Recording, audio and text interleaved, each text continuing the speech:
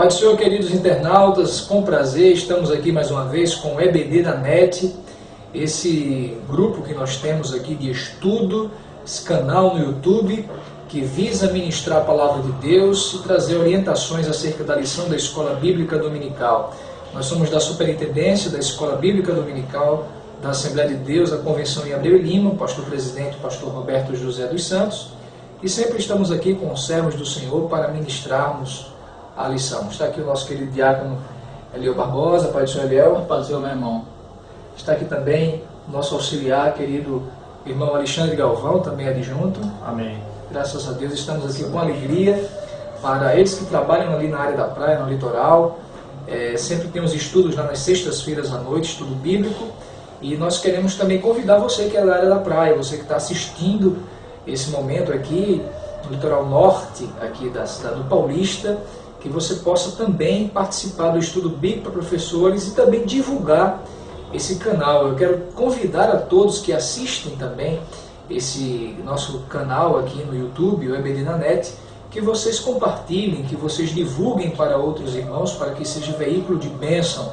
Vai o nosso abraço para todos os nossos irmãos da nossa convenção, que está no interior do estado, no Agreste, no Sertão, os que estão na ilha de Fernando de Noronha, e todos aqueles que usam a lição da Escola Bíblica Dominical, todos os internautas que habitam no Brasil e no mundo, das mais diversas convenções e denominações. Que Deus abençoe ricamente a cada um de vocês. Continuem divulgando esse trabalho. Você que não se inscreveu no canal, se inscreva, e certamente Deus há de continuar nos abençoando.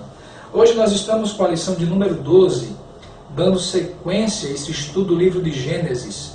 E o tema da lição é Isaac, o sorriso de uma promessa. A verdade prática diz: a promessa divina, ainda que pareça tardia, sempre nos sorri no momento certo e na estação apropriada.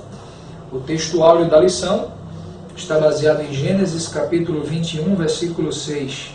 E disse Sara: Deus me tem feito riso, e todo aquele que o ouvir se rirá comigo.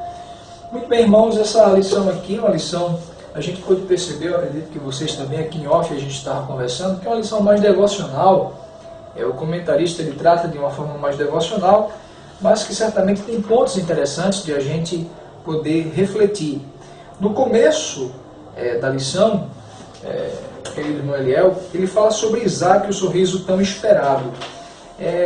Há uma ideia realmente que Isaac fora bastante esperado.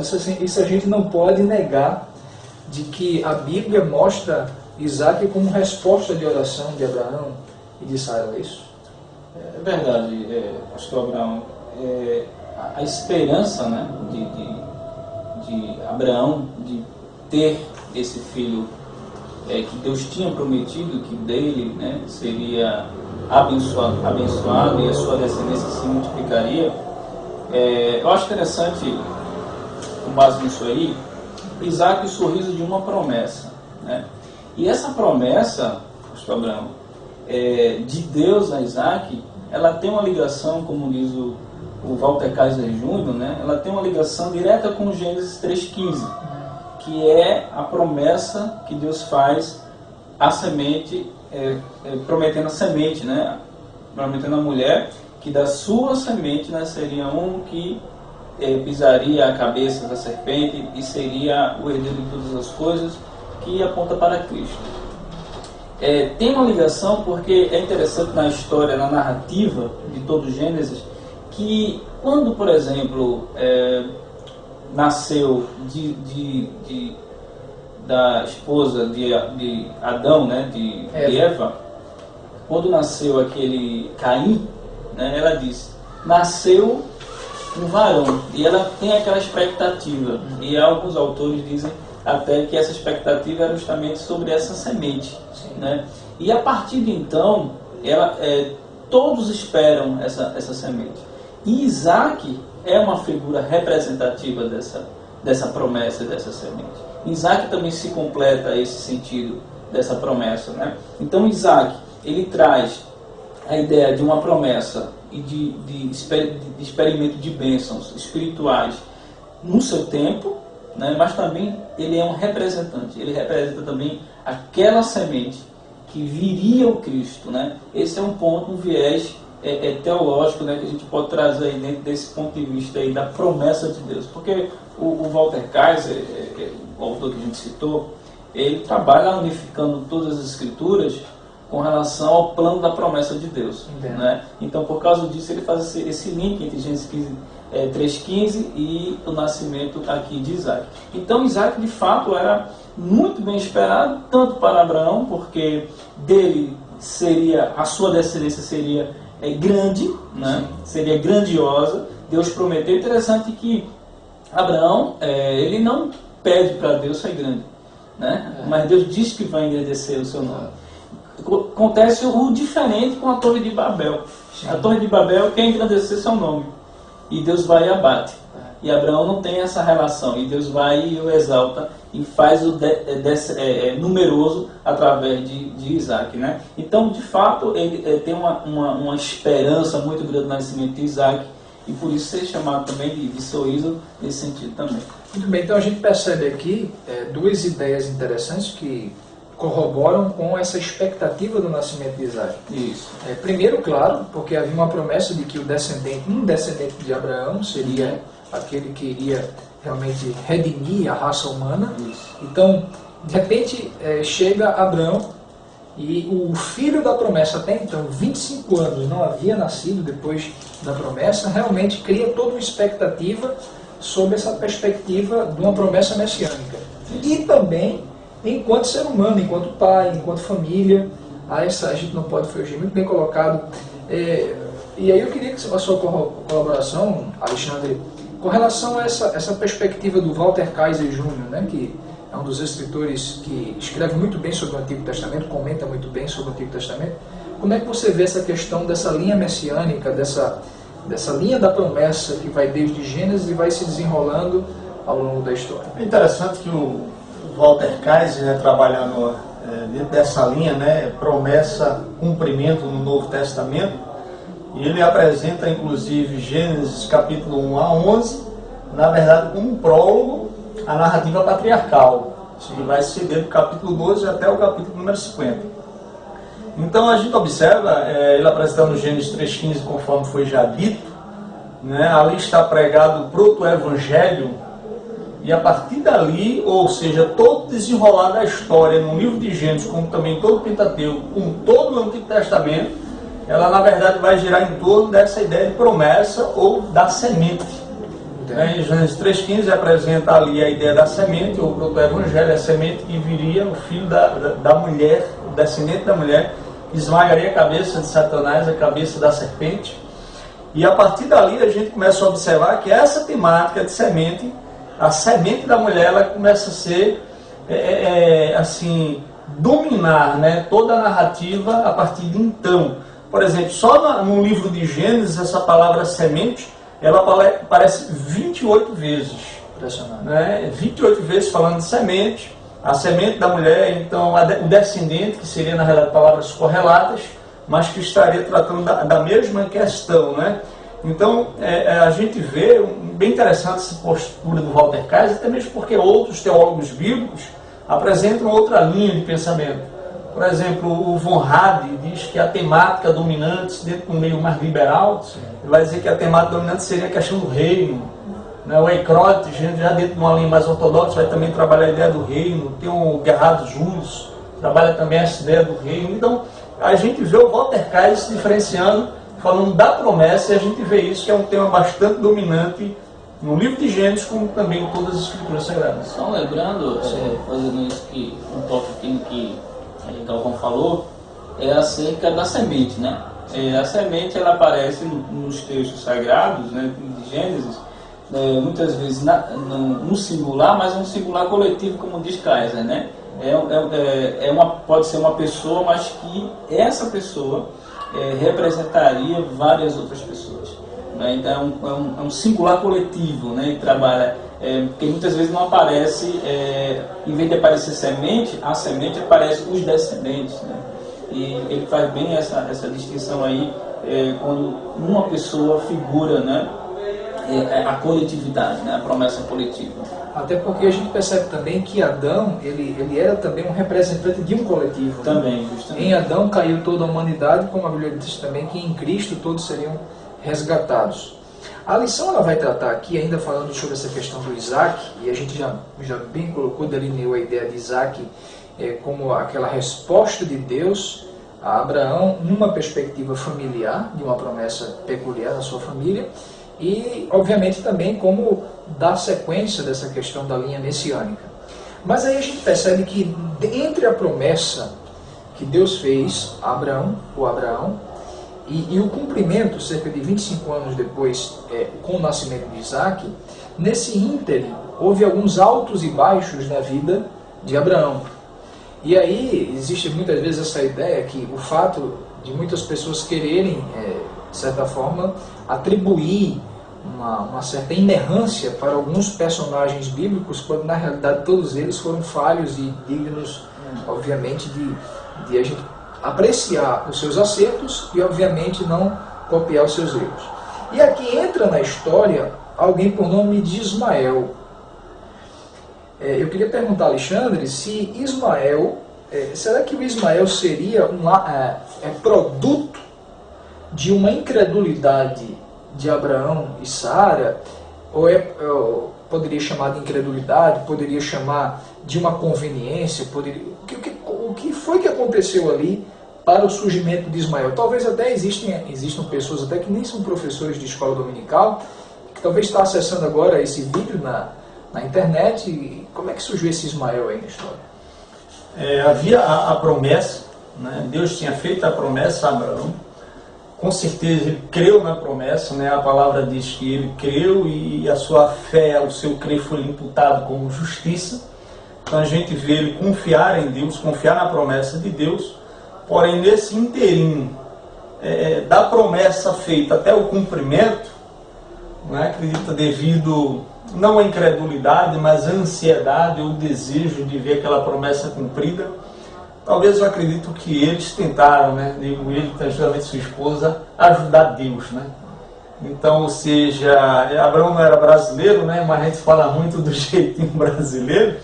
E o apóstolo Paulo, trabalhando nessa temática do Ismael versus o Isaac, isso lá nas cartas dele, e ele fazendo uma tipologia, e ele termina mostrando Ismael como um tipo de um esforço humano, ou seja, é você tentar cumprir ou agradar através do seu esforço. Então a gente vê Abraão e Sara tentando, né, se esforçando para ajudar Deus no cumprimento da promessa, né? Tentando a forma deles, né? A forma deles, exatamente. Disse que seria das entranhas ali. Não tiveram paciência realmente de esperar, né? É interessante o que diz Paul Hofer no seu livro, né? Ele diz o seguinte: H representa o sistema pelo qual os homens procuram salvar-se, essa ideia do esforço, né? Pelas obras da lei, e Sara representa a doutrina da graça. Aí ele diz: são incompatíveis entre si. Assim como era necessário que a escrava e seu filho fossem expulsos para dar lugar ao filho da mulher livre, é necessário abandonar o sistema das obras para herdar a graça. Aí ele cita Gálatas 4, 21 a 31. O autor da lição, ele vai dizer que Ismael estava na conta do filho da desesperança, ou seja, tinham perdido a esperança da promessa, e do arranjo carnal. É aquilo que eu disse, é o jeitinho, né? Fazer um arranjozinho para tentar, quem sabe, através ou mediante nosso esforço, Deus vai cumprir a promessa dele. De fato, eles não acreditavam, né, que os dois, Sara e Abraão, tivessem um filho, né? E desse filho viria toda a herança, toda a descendência. Até por conta da idade deles, né? A Sara já tinha perdido o costume das mulheres também, como diz, né?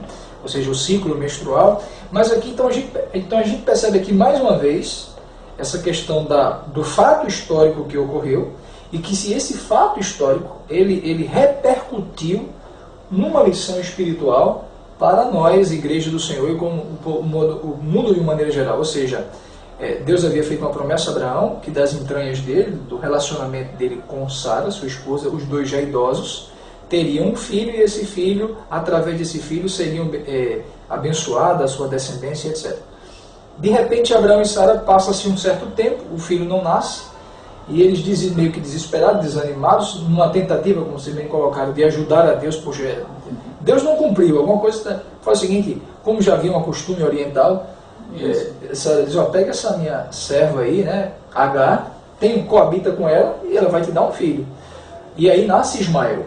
E a gente percebe que toda vez, a gente vai perceber em alguns casos na vida de Abraão, que toda vez que Abraão ele sai do propósito de Deus, acontecem algumas repercussões complicadas para a vida dele. Por exemplo, a própria Agar é resultado de uma atitude impensada ou mal pensada de Abraão. Por exemplo, foi quando ele desceu para o Egito. Sempre quando Abraão ele vem na sua caminhada rumo a Canaã, que ele erige um altar, ora a Deus e segue adiante. Quando ele desce para o Egito, ele não ora a Deus. Foi uma atitude também de desespero, porque estava tendo fome na terra e ele vai para o Egito. Acontece toda aquela problemática, ele mente, dizendo que Sara era sua irmã, né, omite que ela era sua esposa, e quando ele volta do Egito, que ele volta rico, ele traz a serva Agar. E tudo que ele traz do Egito vai trazer problema para ele no final. Ou seja, a gente vai ver que o gado que ele traz de lá causa confusão entre os pastores do seu sobrinho e dele. A serva serviu de instrumento para ele sair do propósito dele mais uma vez, quando Sara disse, vai lá, coabita com ela. Nasce Ismael, e quando nasce Ismael, cria um celeuma, um problema dentro de casa. E aí, como vocês bem colocaram, é interessante como Deus pega essa questão aí e transpõe para a nossa realidade. O homem, na tentativa de cumprir o propósito de Deus segundo o seu bel prazer, sua própria vontade, tempo, né? seu tempo, seu jeito, ele sempre se frustra. É o Ismael. Mas quando o homem confia em Deus, naquilo que Deus diz, espera em Deus, crê em Deus, isso diz respeito à salvação também, realmente Deus efetua. Mas aí eu queria entrar justamente, irmão, já chamar de Ismael, mas... Não, já me chamar de Ismael, eu prefiro que o senhor não me chame. Acabei de falar Ismael e Eliel. Então, nosso irmão Eliel. Eu prefiro que não. Eliel Barbosa. A gente percebe que na família lá de Abraão acontecem alguns problemas. A gente sabe que Agar ela é expulsa pela própria Sara de casa e para resumir a história, eles vão embora. Mas é impressionante a graça de Deus, porque Abraão é um homem chamado por Deus, e de Ismael ele também fez uma grande nação, que posteriormente foi uma grande inimiga de Ismael, de Isaac, etc. Mas a gente percebe que essa promessa se cumpre, entre aspas, na vida de Ismael. Deus não larga Ismael por ali afora, não é isso? É verdade, está bem claro, né, no texto, que Deus, com a sua grande graça, sua misericórdia, ele não deixa o menino falecer, o menino morrer, né? Ismael lá no deserto, e Deus, com sua graça, vai lá e salva, né, aquele menino e disse para ele, dá uma promessa, né, de Ismael, né, que ele seria grande também, né? E a prova disso são os descendentes de ismaelitas, né, que se tornou grande, né? Deus é fiel e não é que esse povo estivesse fora do plano de Deus, né? Porque às vezes a gente já viu alguns comentaristas, né, trabalhar essa questão, não, que Ismael é fora do plano de Deus, não, porque na verdade Isaac era o filho da promessa, é por Isaac que realmente viria o Messias, mas a promessa de Deus a Isaac abargava também Ismael, porque em ti, Abraão, serão benditas todas as nações da terra. Sim. Né? O fato de Ismael enveredar depois por outros caminhos, né? A sua descendência enveredar por outros caminhos que até desagradasse ao Senhor, Israel, né? Abraão, Isaac e Jacó, possivelmente os filhos de Jacó, 12 tribos de Israel, e todo esse povo aí, toda essa linhagem aí, tinha um viés missionário, que seria catalisar todas as nações para Deus. Então, Deus abençoa Ismael, mas isso significa dizer que Deus estava, por exemplo, concordando com tudo que Ismael fizesse. Deus dizia que Ismael ia ser grande, e Ismael foi grande, porém Ismael se desviou do seu caminho, mas Deus ainda teve misericórdia de Ismael, né? É importante salientar essa questão. É interessante abordar essa questão, porque seria interessante também a gente observar a razão pela qual a Sara, ela pede que a Agar e o filho dela saiam de casa. Exato. Né? Porque, por exemplo, o autor da tradução, inclusive, vai dizer aqui que Abraão com Agar, sentindo-se enciumado com a chegada do meio-irmão, no caso Isaac, põe-se a zombar dele. Então, a Bíblia narra, né, que Ismael ele zomba do irmão Isaac. Algumas pessoas, alguns tradutores, inclusive algumas traduções de Bíblia, vai traduzir essa palavra zombar como brincar. Ele brincou, ele sorriu dele. Isso. Né? Mas essa palavra, o zombar, lá no original no hebraico, ela traz uma conotação de zombar pejorativamente, ou seja, perseguir, ridicularizar. Então a ideia é escarnecer daquele que era o filho da promessa. Exatamente. Né? Então aqui, interessante que o Dr. Van Groningen, no livro dele Criação e Consumação, ele vai dizer que aqui estava se estabelecendo mais uma vez dentro de uma mesma família a antítese, que surge capítulo 3, versículo 15, quando eles porém inimizade entre a tua descendente e o descendente da mulher. Que a gente vê como descendente de Adão e Eva, o Caim e o Abel, ali já havia a inimizade. Sim. E está lá na época de Sete, com o pessoal lá de Lameque, e a gente vê aqui mais uma vez acontecendo, né? Vindo do próprio Abraão, que seria o filho da promessa, e a gente vê o Ismael zombando, ou escarnecendo, ridicularizando Isaac, e assim saindo de casa. O próprio Van Groningen vai trabalhar a ideia de graça comum, onde Deus diz que vai ainda assim abençoar Ismael, mas dentro de uma perspectiva de graça comum, ele vai crescer como cultura, como nação, vai se tornar poderoso na terra. Mas a gente vê a ideia de comunhão com Deus, isso bem presente em Isaac, mas não em Ismael. Não Ismael. Até mesmo porque Ismael, depois que sai, nunca mais ele volta, nem sequer para saber do pai Abraão. É interessante isso, Galvão, que você está falando, porque como diz Paul Hofer, ele diz uma coisa interessante sobre isso, só para confirmar o que você está falando, que Ismael, ele vai para o Egito, né? Ele vai, se casa com um povo totalmente diferente, se envolve totalmente com outro povo, e se afasta de fato de Abraão. Ele se afasta de Abraão, então ele está realmente distante ali daquela linhagem que ele podia estar muito mais próximo. E interessante é aquele texto quando Deus diz a Abraão que Deus abençoará aqueles que te abençoarem, sim, e amaldiçoará aqueles que te amaldiçoarem. Isso. Então a gente vê em Ismael uma palavra ou um caçoamento de maldição. E essa promessa de bênção, na verdade, que no Gênesis em si aparece a palavra bênção ou abençoarei, tanto no verbal como no nominal, ela aparece 88 vezes em Gênesis. E ali a ideia de bênção, porque a gente hoje está falando de Isaac Sorriso de uma promessa, e talvez algumas pessoas em casa, além dessa lição, até na escola de dominical, digam, não, isso aqui é porque Deus vai cumprir a promessa. Por exemplo, a verdade prática de a promessa divina, ainda que pareça tardia, sempre nos sorge no momento certo ou na estação apropriada. Claro que podemos aplicar isso em nossa vida, dizer, Deus me fez uma promessa, e mais cedo ou mais tarde Ele vai cumprir a promessa na minha vida, e eu não preciso tentar ajudar Deus. Mas olhando isso dentro da vida de Isaac, dentro da vida de Abraão, a ideia de promessa e de bênção aqui é a vinda do Redentor. Messias. É a vinda do Messias. Então quando diz eu te abençoarei, a ideia aí é que Deus vai abençoar no sentido de presente e salvação.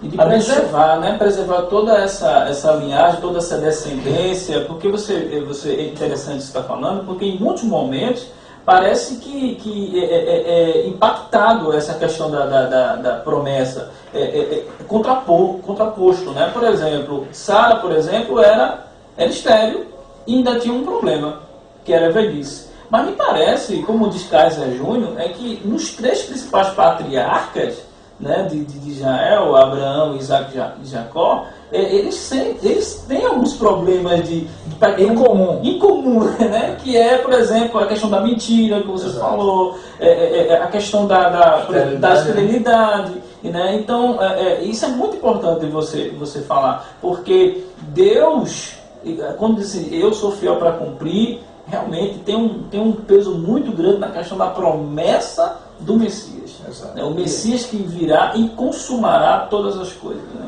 E aí onde a gente vê um ato de graça, primeiro, só o fato de Deus chamar Abraão já foi um ato de graça, porque ele vivia num contexto totalmente politeísta, e a gente percebe que a vida dele é permeada por essa situação da graça de Deus, da misericórdia de Deus sobre a vida dele.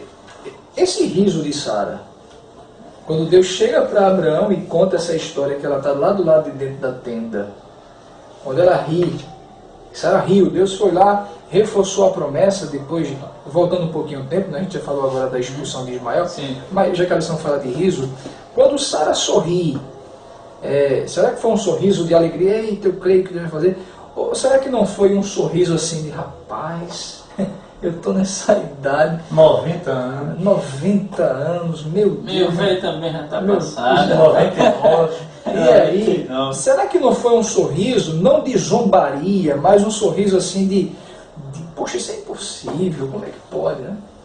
Não, eu acredito que a ideia de fato é esta mesmo. Exatamente. Até mesmo porque Deus responde dizer que para ele nada é impossível. Exatamente. Não é? Porque ele é Deus de maravilha, ele se apresenta como Deus Altíssimo. Né? O contexto ali apresenta isso. Exatamente. Então Deus se apresenta dessa forma, já mostrando que nada iria impedir o cumprimento da promessa. Ele se apresenta como o Todo-Poderoso, na realidade. É então interessante olhar nessa perspectiva que nada iria impedir o cumprimento da promessa, e olhando lá a ideia de cumprimento da promessa, não apenas com a vinda do Filho, mas com a vinda do Filho que iria desenvolver toda a história para a vinda do Redentor. É como Deus estivesse dizendo que Ele, quando quer, Ele vai fazer, independente das circunstâncias adversas. Ô Alexandre, e com relação a essa questão do nome que ela deu, Isaac, será que estaria relacionado diretamente com esse sorriso dela? Alguns dizem, não, o Isaac seria relacionado com o sorriso posterior, porque ela ficou feliz. Então esse riso, na realidade, como é que entra aqui a questão do nome de Isaac? Eu queria que você ficasse à vontade. Porque até o tema da lição, né? Isaac, o sorriso de uma promessa, né? Exato. Porque o nome em si, Isaac, quer dizer riso. Riso. Não é que fala um sorriso de uma promessa. A gente vê tanto riso aqui. É. Porque na verdade houve o riso ou sorriso de Sara, conforme já foi dito aqui, quando Deus diz que ela mesmo naquela idade, e Abraão também naquela idade, e ainda assim ela ia ter filho, e ela sorriu quase que como descrente, pelo fato de já ser de idade avançada, não estar mais na época de ter filhos, ela dá aquele sorriso com o que descrendo do que Deus tinha dito. Mas aí também a gente vê que no nascimento em si de Isaac, a gente vê que ela põe esse nome dele, Isaac, não talvez pelo motivo dela ter sorrido incredulamente quando Deus faz a promessa, mas porque acredito que por uma razão de alegria em si. A gente vê no capítulo 21, no versículo 6, diz assim, disse Sara, Deus me deu motivo de riso, e todo aquele que ouve isso vai rir-se juntamente comigo. Ou seja, como é que uma mulher de 90 anos de idade tem filho? Então talvez seja motivo de riso. Mas acredito que o nome que ela põe nele é devido à alegria pelo cumprimento da promessa tanto esperada. Né? É interessante o contexto, né? Porque Norman Champlin vai trazer justamente essa questão do significado de sorriso nos textos, né? Ele vai dizer que vai aparecer a palavra sorriso em algum texto se referindo à zombaria ou à descrença, algo desse tipo. E também algo se referindo à felicidade, à alegria. Então, é bem lógico, analisando pelo texto bíblico, principalmente do capítulo 21 de Gênesis, que, no caso aí bíblico, né, no caso da Bíblia e do texto de Gênesis, o sorriso se dá pelo nascimento, o sorriso é pela questão de alegria, de felicidade, por ter... Mas aí eu quero até trazer aqui à mente, se eu não me engano, o texto que fala quando o anjo chega lá e anuncia o nascimento do filho de Abraão, de Isaac, e Sara lá dentro da tenda sorri, me parece que o anjo diz alguma coisa. Exato. Né? Ele já dá um indício, né, de qual seria o nome do garoto. O anjo já disse qual seria o nome do garoto lá. E ele diz isso porque Sara sorriu lá dentro, né? Então, a gente precisa também analisar esse contexto aí, né? De que o nome de Isaac, ele tem essas duas realidades, né? É a realidade daquele sorriso como se não estivesse acreditando, né? Algo assim inacreditável, maravilhoso, né? Demais. E ao mesmo tempo, como disse Galvão lá no texto do capítulo 21, a alegria, né? De Exato. ter, e todos vão rir com ela, porque naquela situação, uma mulher ter filho, aquela idade, aquela questão toda, é motivo de felicidade. Agora, ainda nesse capítulo 21, lido por Alexandre, eu achei interessante isso, porque ela vai também remeter aquele período, quando ela vai dizer que todos que souberem vão rir comigo. Dá uma ideia também de que algumas pessoas... É aquele riso de admiração. O quê? É verdade. Alguém de tantos anos, de repente, sorri. Então, eu acredito que assim como é múltipla a ideia da expectativa do nascimento de Isaac, no sentido familiar e no sentido, posso dizer assim, escatológico, messiânico, eu acredito que esse sorriso aí é um misto de expectação daquilo que poderia Deus fazer de impossível, com ao mesmo tempo felicidade. Que negócio assim, né? Alguém vai contar uma notícia para você que você, vamos dizer assim, não está esperando, né? Não tem a expectativa que isso venha acontecer. Por exemplo, você não tem expectativa nenhuma que isso vai acontecer. Alguém diz, olha, vai acontecer isso, isso e isso. Aí você, eu não acredito. Essa expressão, eu não acredito. Mas esse não acredito, não é que você não está acreditando. Não é que você não quer Não é também. que você não quer também, vamos dizer assim. É que, poxa, diante da circunstância, eu receber isso é maravilhoso, né? Então, é interessante o que diz aqui, diante dessa situação que Sara está vivendo, né? Já idosa, tendo todo esse problema e tal. O Walter Kaiser Jr. diz uma coisa interessante aqui. Ele diz o seguinte, que em meio a tudo isso, né, todas essas dificuldades, o significado dos eventos foi precisamente aquilo que Deus definiu e dirigiu a Sara em Gênesis 18, 14. Há alguma coisa difícil, né? Acho interessante isso. Há alguma coisa interessante que essa palavra aí, alguma coisa difícil, pode ser traduzida também assim, maravilhosa ou milagrosa demais para Deus. Alguma coisa maravilhosa demais ou milagrosa demais para Deus? Não. Tudo é possível a Deus, né? Então é interessante essa abordagem, né? Exatamente. Agora, dentro desse contexto aqui da alegria toda, esse nascimento, ele já adolescente ou pré-adolescente, alguns mostram que Deus agora faz uma prova de fé com Abraão, né? Interessante que eu entendo por esse contexto de provar a fé, não é para saber se Abraão tinha fé, porque Deus sabe todas as coisas, mas eu entendo à luz do texto de Pedro que essa fé, essa provação é um processo de aperfeiçoamento da fé. Assim como Deus prova a nossa fé, como prova o ouro, o ourive, ou seja, ele aperfeiçoa, ele legitima de que de fato aquilo é ouro e aperfeiçoa a qualidade daquele metal ali encontrado. Então a gente percebe que aqui, anos depois do cumprimento da promessa, Deus dá uma oportunidade, eu posso dizer assim, para mostrar o quanto Abraão estava amadurecido ao longo de todo aquele processo, porque Deus chama Abraão e pede que sacrifique o seu filho, o seu único filho, em holocausto a ele. E aí Abraão, aquela história bem conhecida, que Abraão vai lá, organiza os seus servos, pega o seu filho, vai ao pé do monte, Moriá, e ali vai subir no monte só ele e o garoto faz aquelas perguntas que é de tocar o coração de qualquer pai. Papai, eu estou vendo o cutelo, estou vendo a lenha, estou vendo o fogo, mas onde está o cordeiro, né? Cadê o cordeiro? Eu acho que certamente ele era acostumado a sacrificar com o pai. E Abraão diz uma palavra extremamente de fé. Deus proverá para si um cordeiro. Deus há de prover um cordeiro. Interessante é que na subida, Abraão ele diz para os servos, nós subiremos e nós desceremos.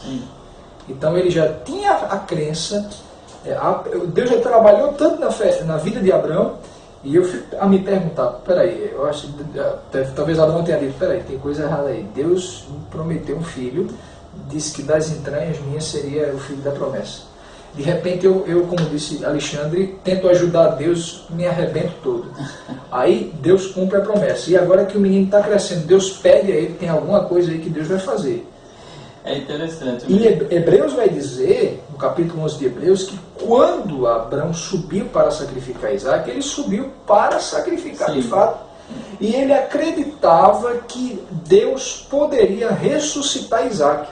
Então essa ideia de ele chegar e dizer, olha, eu vou subir, mas vou dizer, está claro, a Bíblia é inspirada por Deus, o texto lá de Hebreus é Bíblia, é inspirado.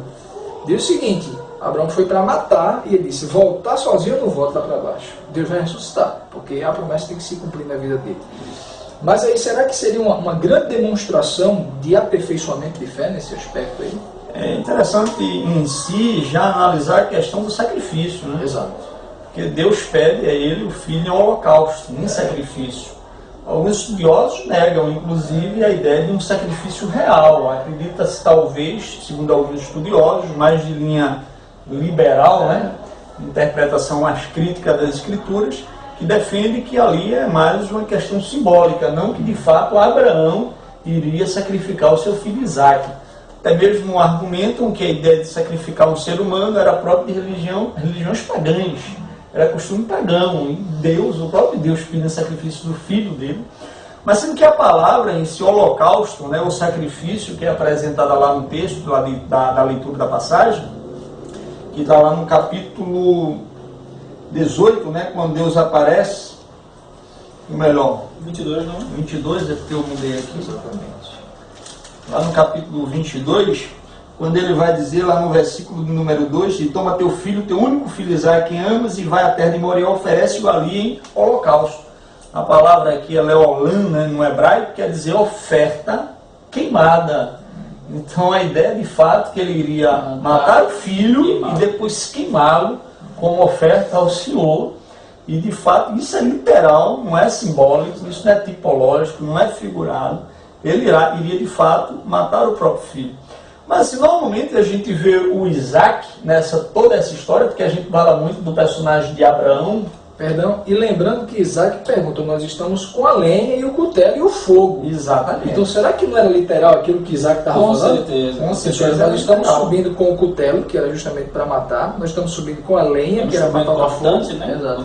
E estamos subindo também com fogo, que é para meter fogo na lenha.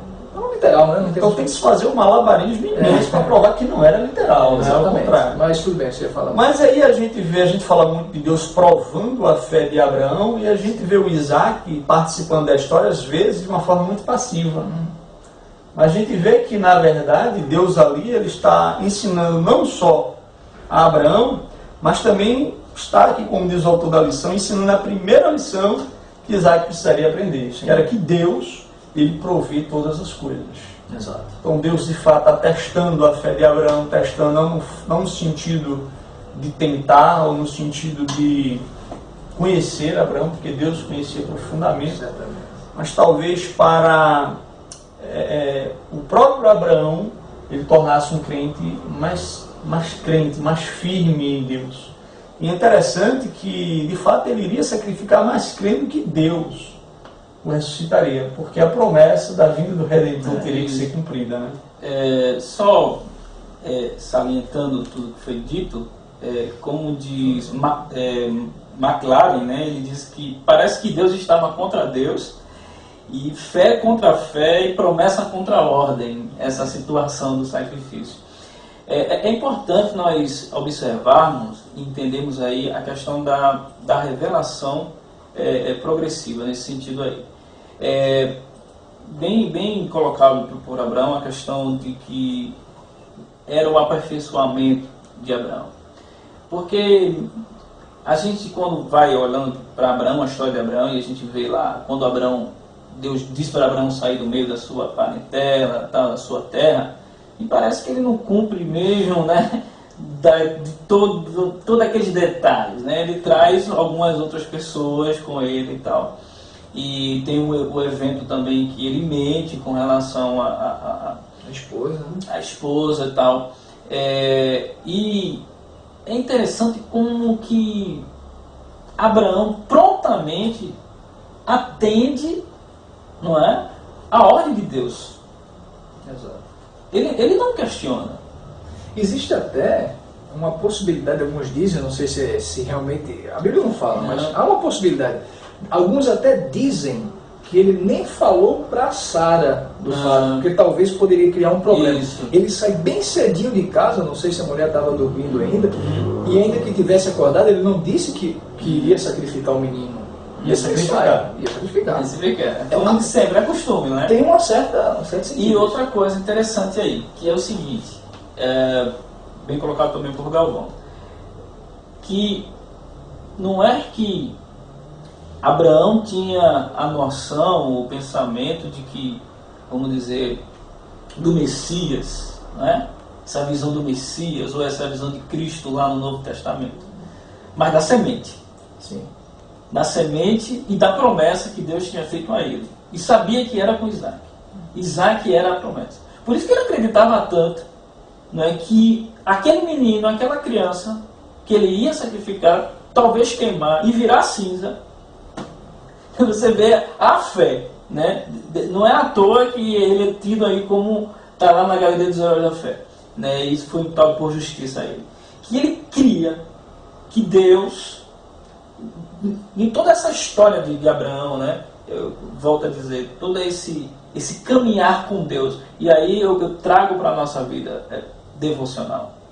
Esse caminhar com Deus nosso, diário, de todos os dias, das dificuldades, dos problemas, das provações, que vai nos trazendo uma maturidade com Deus, uma maturidade cristã, como diz Paulo, até chegar à estatura de varão perfeito, né? Esse amadurecimento com o texto, com a Bíblia, com a vida, a teologia e a vida e a teologia, entendeu? Isso tudo em prática, aperfeiçoando a vida de Abraão, a ponto de Deus chegar para ele pedir uma coisa que está totalmente fora do contexto. Pedir uma coisa que era costume do povo pagão, do povo que ele saiu. Olha, Deus, tu me tirou daquele lugar e agora me manda fazer algo desse tipo. Mas ele não questiona por quê? Porque ele cria e depositava toda a confiança dele realmente naquela voz que ele ouviu, naquele Deus que falou com ele. Era a mesma voz, foi a mesma voz que falou com ele quando ele estava lá em Ur dos Caldeus, adorando a outros deuses. Foi a mesma voz que ele ouviu dizer: sacrifica o teu filho. Exato. Ele criou contra a esperança, né? Agora sim, vale salientar, e Aliel fez menção, né, que Abraão talvez ele não tinha a ideia nem concepção de uma representação do Messias, do Redentor ali. Porque na verdade algumas pessoas fazem essa tipologia, que Isaac seria uma tipificação de Cristo, mas aí Isaac ele não foi imolado.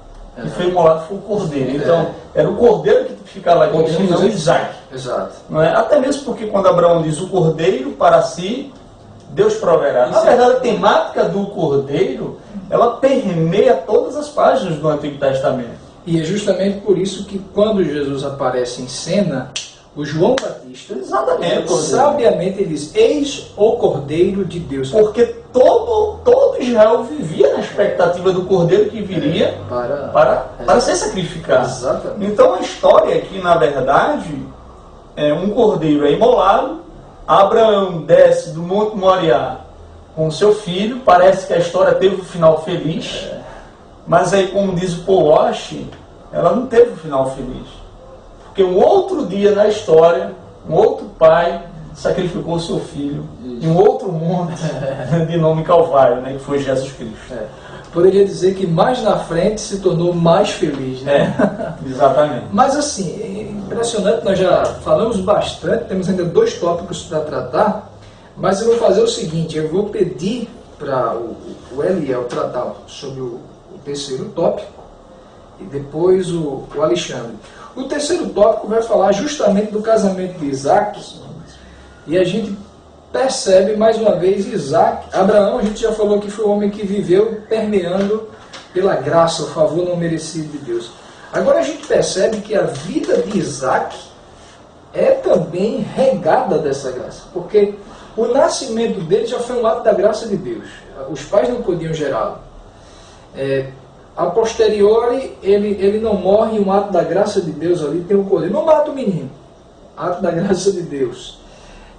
E agora a gente vê que Abraão vai buscar um casamento para Isaac. Aqui tem lições tremendas até para aqueles que estão querendo namorar nesses dias, né, como cristão. Eu queria que você é verdade, né? A gente percebe aí que nesse momento Isaac, Abraão, né? Isaac, eles estão vivendo distante da terra, né?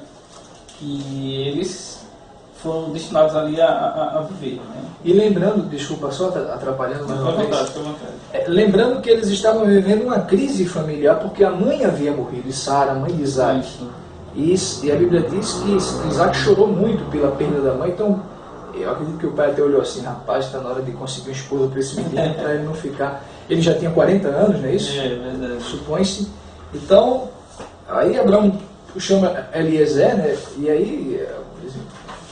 Quando ele chama Eliezer, né? E manda ir buscar... há muitas, por exemplo... muitos comentaristas usam muitas tipologias, né, em cima dessa interpretação aí de Isaac, de buscar uma esposa para Isaac, né? Eu já vi alguém assim, alguns intérpretes interpretar dizendo que o Eliezer era o Espírito Santo, né? Tem muitas interpretações aí com relação a isso aí, né? Mas a questão é que o ponto central daí é que o pensamento de Isaac era isso, conservar a semente. A semente. Né? Conservar, sempre nessa perspectiva aí de conservar a semente, a descendência, né? E essa importância, né? De não ir fazer diferente como fez Ismael. Exato. Né? Ismael faz algo totalmente diferente. Então essa preocupação de Isaac tinha no meu modo de ver, de interpretar um propósito único aí. Conservar a descendência. E a gente pode corroborar de fato que a preocupação de Abraão era tão grande de preservar a sua descendência que ele manda buscar em um povo que fazia parte do seu povo. Não é um povo distante. Vai lá naquela região ali. Eu acredito que corrobora até a lição que a gente teve falando sobre os filhos dos homens, né? Os filhos de Deus e os filhos dos homens. Sim.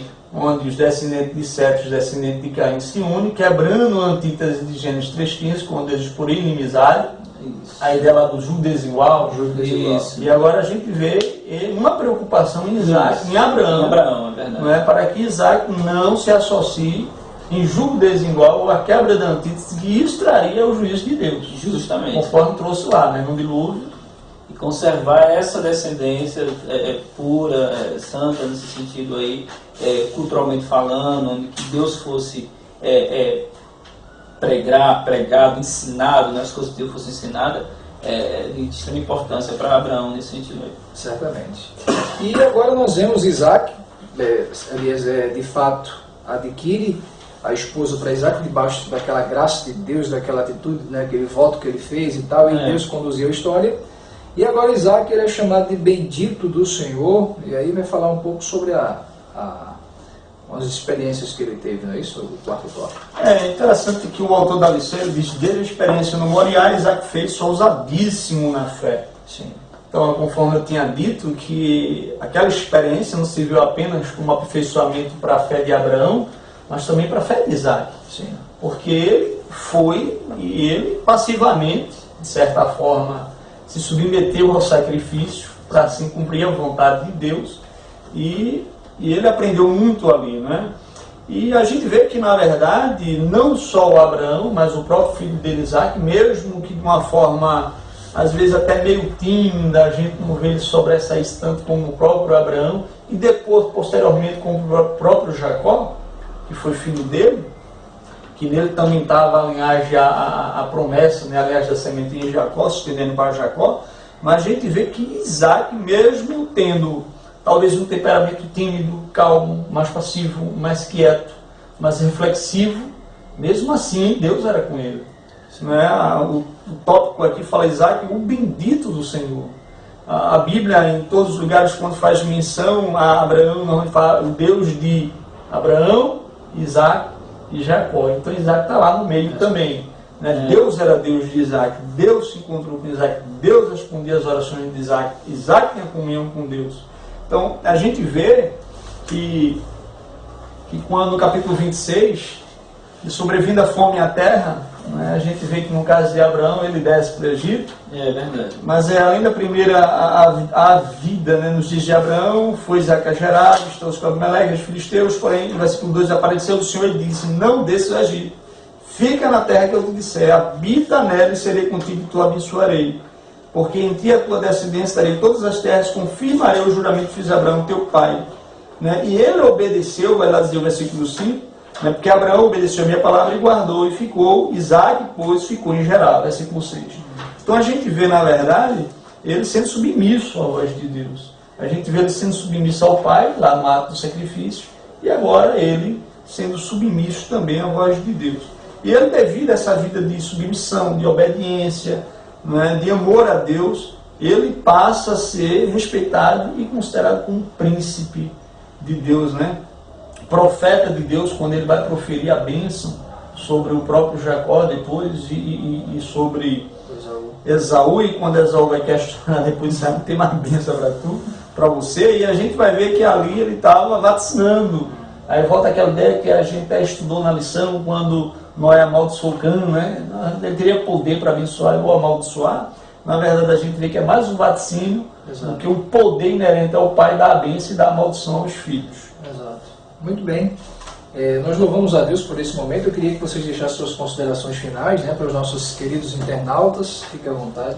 Amém. Eu quero, desde já, assim, agradecer a toda a superintendência pelo convite. Me sinto muito feliz, honrado de estar aqui com os irmãos, aprendendo a palavra do Senhor, compartilhando a palavra do Senhor. Quero também deixar a paz do Senhor a todos os irmãos que fazem parte da área da praia, do estudo de professores lá. Estaremos lá nas próximas sextas-feiras, que são, né, estamos de férias e graças a Deus estamos lá para trabalhar com os irmãos. Para mim é uma alegria muito grande e que Deus abençoe a todos no nome de Jesus. Alexandre, fica também fico grato, né, pelo convite de estar aqui também, juntamente com o nosso pretendente, nosso Meliel, para juntos nós estudarmos a palavra de Deus. Dentro da lição, assim, dando uma opinião, fechando aqui, eu acredito que a palavra bênção, né, quando Deus diz abençoarei, e a gente vê que a bênção que era sobre Abraão se estende para Isaac, se estendeu para Jacó, se estendeu para os descendentes de Jacó e chegou a nós, né, essa bênção, né, que é o Evangelho. Sim. Na verdade, o embrião das boas novas, né, que viria da parte de Deus, ele já estava inserido lá em Gênesis 3,15, se estendeu durante toda essa história e chegou até nós hoje. Então Deus é fiel sim para cumprir a sua promessa, pois ele disse que todas as nações da terra seriam abençoadas. E estamos aqui hoje sendo abençoados também por essa mensagem que se inicia lá e certamente se estenderá ainda mais. Amém. Agradecemos também a presença desses dois servos de Deus. Com certeza estarão aqui outras oportunidades. Hoje foi pela primeira vez o Eliel, aqui já é a segunda vez já nisso. Certamente estarão aqui em outros momentos também. Eles que já ministram a palavra de Deus nos estudos, e aqui eu quero reforçar, participe nos estudos de professores. Aqui nós temos a oportunidade de falar um pouco do conteúdo, mas lá no estudo a gente sempre pode falar um pouco mais. Inclusive, eu queria avisar aos dirigentes de escola dominical que se nesse ano de 2016, que daqui a um pouco estará chegando, a sua escola precisará ainda de cadernetas de classe e de livros de relatório, pode adquirir aqui na sala da superintendência o quanto antes possível, para poder, em 2016, já logo no início, estar de maneira organizada. A próxima lição do novo trimestre de 2016, ela é justamente essa temática, o final de todas as coisas, esperança e glória para os salvos. É uma lição de escatologia, é a próxima. Então, essa que nós falamos é o começo. De todas as coisas, né? Vai estudar o final, né? E agora o final de todas as coisas. Esse aqui é o livro da lição, que já chegou aqui na superintendência, você pode adquirir o livro da lição aqui na sala da superintendência, e logo mais acredito que nos próximos dias estará chegando as lições para os queridos dirigentes poderem adquirir e levar para as suas escolas. Que Deus abençoe a cada internauta, que Deus abençoe a todos. Um forte abraço para todos e, se Deus permitir, estaremos aqui na próxima semana comentando mais uma lição da Escola Bíblica Dominical. Deus abençoe a todos em nome de Jesus.